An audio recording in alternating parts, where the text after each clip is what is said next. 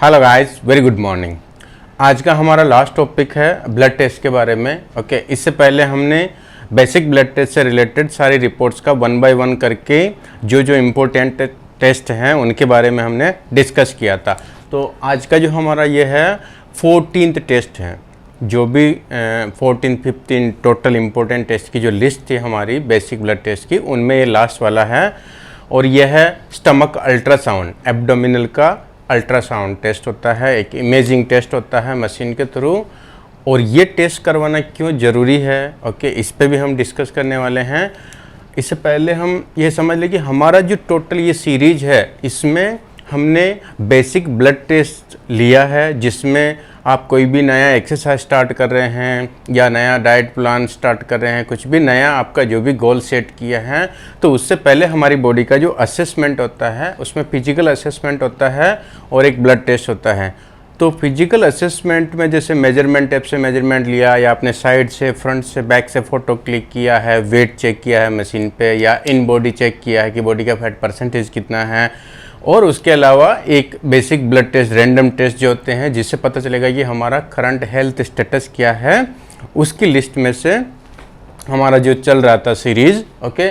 तो हम आज अल्ट्रासाउंड के बारे में बात करेंगे कि स्टमक का, एब्डोमिनल का जो अल्ट्रासाउंड हम कराते हैं उससे हमें क्या फ़ायदा है, क्यों करवाना चाहिए।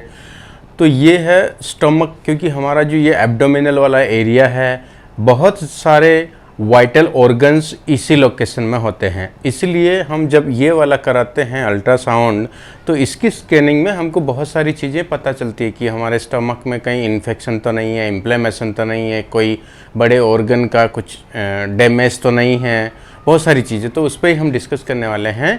और ये हमको, ये बहुत ही इंपॉर्टेंट ब्लड टेस्ट है जो हमको उसके साथ में कराना है। ओके, तो हम थोड़ा सा इसके बारे में देखते हैं। Okay, abdominal, okay, ultrasound, a type of imaging test, okay, it uses high frequency sound waves। आपने देखा रहेगा, कोई प्रेग्नेंट लेडी रहेगी तो उनका वो स्टमक पे जेल डाल के ऐसा स्कैन मारते हैं ना मशीन से, तो उससे वो स्क्रीन में ऐसा दिखाया जाता है कि स्टमक के अंदर क्या चल रहा है, वो सारी चीज़ें लाइव आपको इमेज उसमें दिखती हैं, राइट।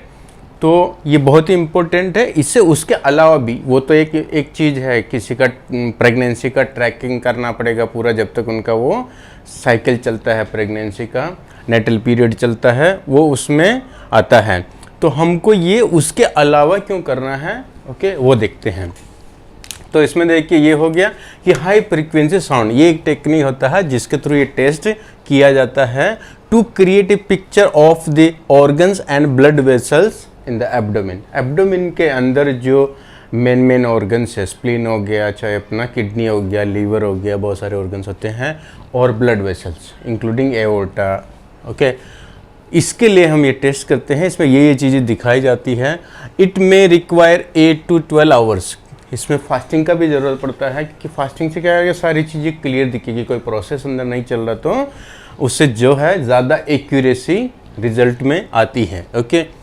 और उसके अलावा वाटर इनटेक का भी वो गाइड करते, जो भी ट्रेनर रहेगा वो, मतलब लेने वाले, टेस्ट लेने वाले या डॉक्टर आपको सजेस्ट करेंगे कि टेस्ट के टाइम पे पानी पीना है कि नहीं पीना है, कितना पानी पीना है। तो ये एक तो वाटर का इसमें ध्यान रखना है, और दूसरा फास्टिंग का, ओके। और इसको लगभग आधा घंटा लगता है, कभी कभी ज़्यादा भी लगता है, डिपेंड करता है कि एक्चुअल में वो जो पेशेंट है या जो नॉर्मल इंसान जो भी टेस्ट करवा रहे हैं उनका सिचुएशन क्या है, अंदर का कौन सी पर्टिकुलर ऑर्गन का करा रहे हैं, या कुछ और ज़्यादा कॉम्प्लिकेशंस हैं, मतलब डिपेंड करता है इंडिविजुअल, उसके हेल्थ की सिचुएशन के ऊपर डिपेंड करता है। नॉर्मली आधा घंटा लगता है स्कैन करने में, okay, depends on your health situation, right. तो ये सेफ है, ओके, ज़्यादा एक्यूरेट है, unlike X-ray imaging ultrasound radiation. जो एक्सरे वाला करते हैं, जैसे सीटी स्कैन हो गया, एमआरआई हो गया, वो दूसरा वाला जो भी एक्सरे से रिलेटेड है, उसमें कैसा रेडिएशन की वजह से वो डेंजरस हो सकता है या हेल्थ के लिए अच्छा नहीं होता है।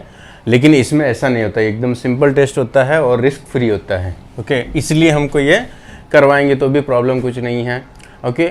रीजन्स फॉर टेस्ट, अब ये टेस्ट करवाने के पीछे क्या रीजन है, मतलब क्यों करवाना चाहिए, और देखते हैं। तो most common reason to check on developing foetus, okay. जो पेट में जो बच्चा होता है, फीटस होता है, उसको ट्रैक करने के लिए कि उसका डेवलपमेंट जो है उसमें कुछ गड़बड़ नहीं है, प्रेगनेंसी, ठीक है, थ्रू आउट द पूरा प्रेगनेंसी का जो पीरियड रहता है उसमें उसको फ्रीक्वेंटली जो है ट्रैक करने के लिए ये होता है, उसको हम प्रीनेटल टेस्ट बोलते हैं, ठीक है। सेम मेथड सेम रहेगा, लेकिन पर्पज के बारे में बात करें कि कौन करवा सकता है और किसके क्यों करवाना चाहिए। तो एक प्राइमरी जो इसका यूजेज है वो इसके लिए होता है, ठीक है, प्रीनेटल टेस्ट का।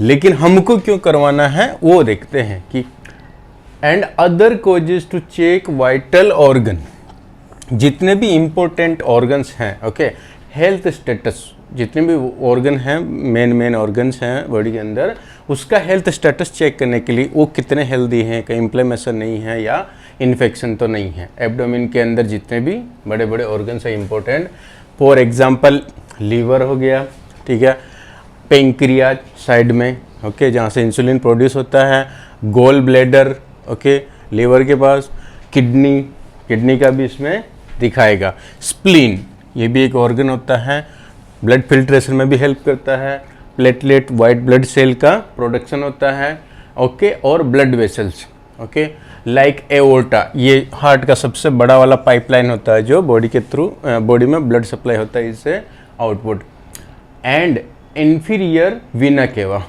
लोअर एक्सट्रीमिटीज से जो ब्लड घूम के वापस आता है वेनस के थ्रू, तो ये इस वाली पाइपलाइन में, तो ये भी उसमें दिखाएगा, ओके। सो दो मेन वेन्स होती है, जो एक लोअर बॉडी से ब्लड लेके आएगा वापस हार्ट के पास, और एक अपर बॉडी से लेके आएगा। तो जो लोअर बॉडी वाला है, इंफीरियर मतलब नीचे वाला, ओके। सो ये चीज़ें जो है हम क्यों करा रहे टेस्ट, ताकि ये सारे जो वाइटल ऑर्गन्स हैं इनके हेल्थ के स्टेटस के बारे में हमको पता चल जाएगा, ओके। इसमें कुछ भी प्रॉब्लम होएगा तो दीज टेस्ट कैन डिटेक्ट। अभी ये टेस्ट करवाने से क्या होएगा, क्या चीज़ें सामने आएगी हम वो देखते हैं। डिटेक्शन क्या होएगा, एब्डोमिनल पेन, यानी पेट में दर्द है, स्टोमक में रेगुलर दर्द हो रहा है लेकिन पता चलता है क्यों हो रहा है, तो इससे ये फाइंड आउट कर सकते हैं कि पेट में कहीं इन्फ्लेमेशन तो ये कुछ क्या गड़बड़ है। तो बेसिक है, एक तो अपना एब्डोमिनल पेन यानी पेट दर्द की वजह से, ठीक है। एओर्टिक एन्यूरिज्म, एब्डोमिनल, ओके, ये एओर्टा से रिलेटेड है कि उसका एओर्टा है जो है वो स्वेलिंग होके साइज बढ़ गया है, ओके। इनलार्जमेंट ऑफ एओर्टा मतलब एओर्टा जो बड़ी पाइपलाइन है उसमें स्वेलिंग तो नहीं है या इन्फ्लेमेशन तो नहीं है, ओके, उसका साइज बढ़ गया। किडनी स्टोन के बारे में, ठीक है, किडनी कैंसर, ब्लैडर स्टोन, ठीक है, जहाँ पे जो मूत्र इकट्ठा होता है, ओके, गोल स्टोन, ठीक है, gall bladder, okay. So gall bladder, liver disease, okay, kidney disease, pancreatitis, ठीक है, पेंक्रिया से रिलेटेड कोई हेल्थ इशू या उसकी बीमारी, पेंक्रियाज का कैंसर भी हो सकता है। फैटी लीवर डिजीज, ठीक है, उसकी भी वजह से ये हो सकता है। एब्डोमिनल सिस्ट और ट्यूमर, कोई गांठ है कैंसर से रिलेटेड स्टमक में। इनलार्ज स्प्लीन का स्वेलिंग हो गया, इनलार्ज यानी बढ़ गया, साइज बढ़ा हुआ दिख रहा है उसमें पिक्चर में। पेंक्रियाटिक कैंसर जैसे कि मैंने बोला, ठीक है। Cholecystitis and gall bladder inflammation, ये हो गया कोलिसिस्टाइटिस मतलब गोल ब्लैडर के अंदर जहाँ से जूस है, डाइजेस्टिव जूस इकट्ठा होता है लीवर के थ्रू, वहाँ अगर स्वेलिंग हो रहा तो भी ये दिखाएगा। तो ये टेस्ट से ये सारी चीज़ें जो है डिटेक्ट होती है। तो सोचिए आप, अगर हम 3 महीने या 6 महीने में एक बार ये वाला अगर टेस्ट कराते हैं तो कितनी सारी चीज़ों का हमको पता चल जाएगा। अगर कोई बहुत सारी ऐसी बीमारियां होती है जो प्राइमरी स्टेज पे होती है लेकिन हमको पता नहीं चलता क्योंकि उनके सिम्टम्स जल्दी नहीं आते हैं बाहर, लेकिन ये टेस्ट से हमको पता चल जाएगा कि कोई ऐसा हेल्थ इशू है जो प्राइमरी स्टेज पे है तो हम उसका ट्रीटमेंट चालू कर सकते हैं। तो एक तरह से ट्रैक कर सकते हैं सारी चीज़ें, तो इसलिए यह हेल्पफुल होता है और बहुत ही इम्पोर्टेंट होता है। क्यों होता है, आप देख रहे हैं कितनी सारी चीज़ें इसमें कवर होती हैं। अब इसमें एक और टेस्ट होता है, सेम ऐसा ही होता है लेकिन वो थोड़ा ज़्यादा एक्यूरेट दिखाएगा और उसका हार्ट वाले चीज़ों से, जैसे हार्ट का और ब्लड वेसल्स जो है उनका ज़्यादा डिटेल में जो है वो जो उसकी इमेज है, जो ये जो टेस्ट होता है जिस मेथड से, उसका थोड़ा बारीकी से अच्छे से ज़्यादा एक्यूरेसी के साथ में टेस्ट होता है। उसको बोलते हैं डॉपलर साउंड वेव के थ्रू जो होता है, Doppler ultrasound test, okay. Doppler sound waves detect, okay, details, ये डिटेल किसका है, how blood flows inside blood vessel. ये इतना बारीकी से बताएगा कि जो अंदर ब्लड की जो वेन्स हैं, ब्लड वेसल जो है, उनमें ब्लड किस स्पीड से जा रहा है, किस डायरेक्शन में जा रहा है, इतना डिटेल से वो डिटेक्ट करता है इमेज के थ्रू। ओके, ये थोड़ा सा ज़्यादा एक्सपेंसिव होता है, इसको स्टेप बाय स्टेप कहते हैं ना, पर्टिकुलर किसी ऑर्गन का या, ठीक है, तो ये इसीलिए ज़्यादा इम्पोर्टेंट है। तो अगर आप ये करा रहे हैं तो ये ऑप्शनल है कि आपको कराना है कि नहीं, क्योंकि ये थोड़ा ज़्यादा एक्सपेंसिव होता है कंपेयर टू दिस वन। सो ये भी आप करा सकते हैं तो बहुत अच्छी बात है। इसमें क्या फ़र्क है कि ये थोड़ा डिटेल से ब्लड वेसल के बारे में और हार्ट के बारे में थोड़ा डिटेल से बताएगा। Okay, so detail of blood flows inside blood vessel, blood vessel के अंदर जो है ब्लड का फ्लो कैसा है, कितनी स्पीड्स पे।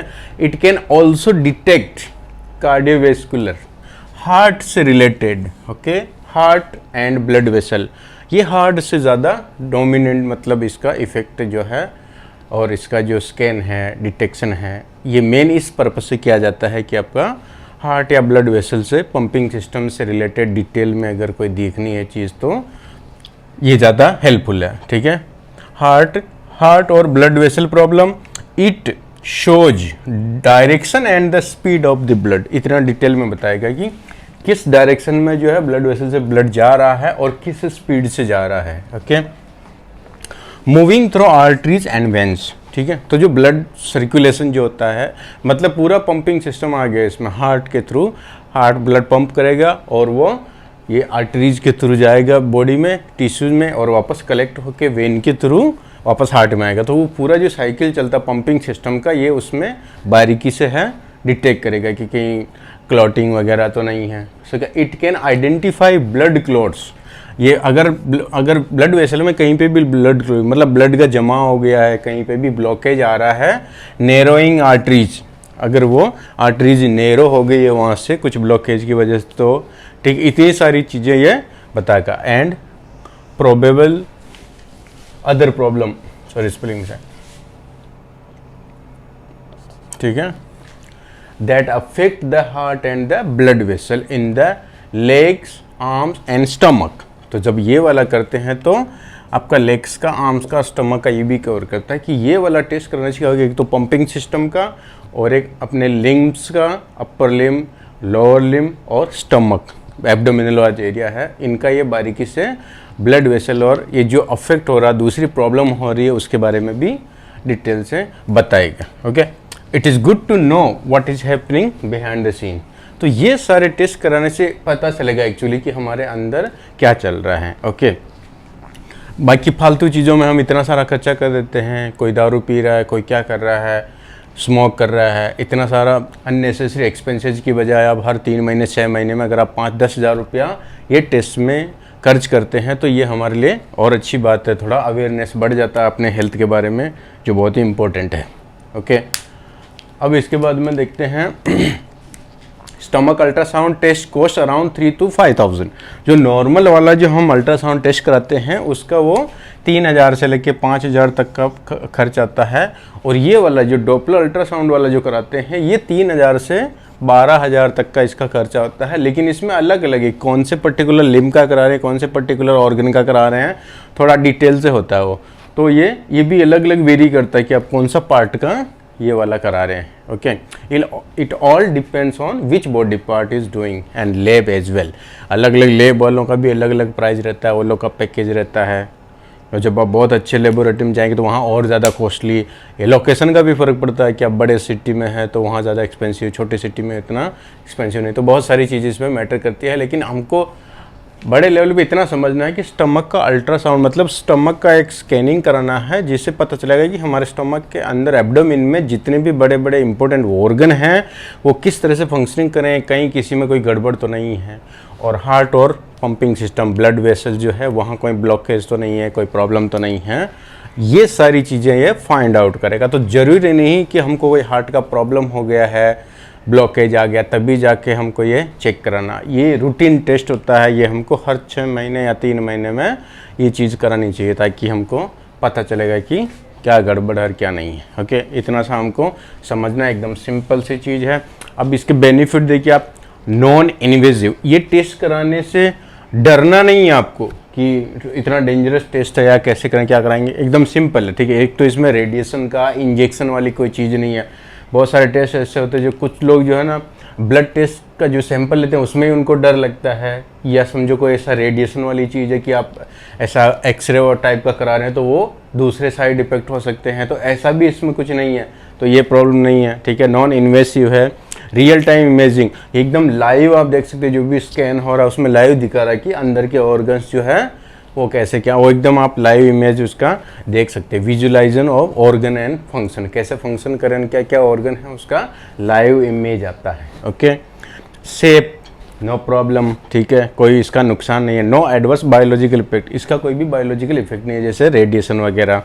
कॉस्ट इफेक्टिव, इतना एक्सपेंसिव भी नहीं है। ओके, ये भी आपको देखना है कि 3-5 हज़ार रुपये कोई बहुत, अगर आप समझो इनमें से कोई भी कॉम्प्लिकेशन आ गया है बाद में जब आप सीटी स्कैन या एमआरआई कराते हैं तो मतलब वो इतना महंगा है कि ये कुछ भी नहीं उसके सामने। 30-30, 40-40 हज़ार रुपये का टेस्ट होता है एमआरआई वगैरह, सीटी स्कैन का, वो भी एक पर्टिकुलर बॉडी पार्ट का। तो सोचिए ना, जब ये कॉम्प्लिकेशंस अगर हो गया कोई भी इसमें, तभी भी तो हम इतना खर्च करते हैं ना पैसा। तो इससे पहले बोलते हैं ना कि भाई बीमारी से उपचार वाला, प्रॉब्लम होने से पहले ही अगर आप ट्रैक करते रहेंगे हर चीज़ को तो यह नौबत ही नहीं आएगी, उस तक हम prevention is better than cure, वहाँ तक पहुँचेंगे नहीं। तो ये अगर उससे कंपेयर करेंगे एमआरआई सीटी स्कैन से तो ये कुछ भी नहीं है। ओके, इसलिए अगर आपने पिछले 6 महीने में, साल में, 2 साल में अगर अभी तक ये टेस्ट नहीं कराया तो प्लीज़ आप एक बार ये टेस्ट करवा लीजिए, और फिर आप आगे जाके जब भी आपको कन्वीनियंट रहेगा 6 महीने में, साल भर में फिर से एक बार कराइए, देखिए कि क्या जो भी आपने प्रोजेक्ट लिया, चाहे आपने वर्कआउट प्रोग्रामिंग या न्यूट्रिशन से रिलेटेड, उससे इस पे क्या इफेक्ट आया, कुछ चेंज आया कि नहीं आया अंदर। अगर समझो आपका कोई भी डिजीज या कोई भी सिम्टम ऐसे हैं जिससे आपको लग रहा है कि कुछ गड़बड़ है, तो वो लाइफस्टाइल चेंज करने से, डाइट वगैरह, एक्सरसाइज से इसमें कुछ फ़र्क आया नहीं आया, वो कंपेयर करने के लिए भी आपको फिर से एक बार टेस्ट कराना पड़ेगा। चाहे आप 6 महीने में कराए, साल में कराए, 3 महीने में, आपके ऊपर है। इसका कोई नुकसान तो नहीं है, सिर्फ पैसे बजट को लेके, तो ये आप जब भी चाहें करा सकते हैं। तो इस तरह से ये टेस्ट भी जो है एक पार्ट है अपने रैंडम ब्लड टेस्ट के लिस्ट में, इसलिए आपको ये टेस्ट भी कराना है। ओके, तो ये टोटल मिला के 14 टेस्ट हो गया है। तो आपको उसमें लिस्ट में ये देखना है, इसमें जो पहला वाला चैप्टर था उसमें मैंने सारा चीज़ मेंशन किया, पूरा लिस्ट डाला कि कौन कौन से टेस्ट हैं, फिर हर एक टेस्ट का हमने थोड़ा सा डिटेल से डिस्कस किया, ताकि जब भी आपका ब्लड टेस्ट रिपोर्ट आएगा तो एटलीस्ट हमको पता चल जाएगा कि कैसे ब्लड टेस्ट रिपोर्ट पढ़ते हैं, क्या नॉर्मल रेंज है, कितना ऊपर नीचे हो रहा है। ओके, तो यही सब अपना था। अभी इसके बाद में हम कोई नेक्स्ट में अगला टॉपिक लेंगे। ओके गाइज, तो आज के लिए इतना ही। Thank you so much.